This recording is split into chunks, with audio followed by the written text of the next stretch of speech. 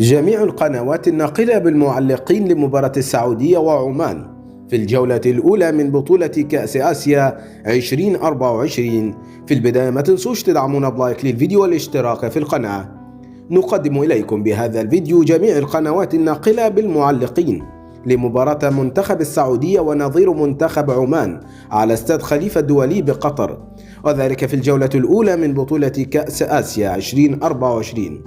ويقع المنتخبين في المجموعة التي تضم كل من منتخبات تايلاند وكيرغستان، وتنقل المباراة عبر قناة SSC1 بصوت المعلق مشاري القرني، وقناة SSC5 بصوت المعلق علي سعيد الكعبي، وبي إن سبورت آسيا بصوت المعلق حسن العدروسي، والرابعة العراقية بصوت المعلقين سالم السلمي وحسام الوائلي.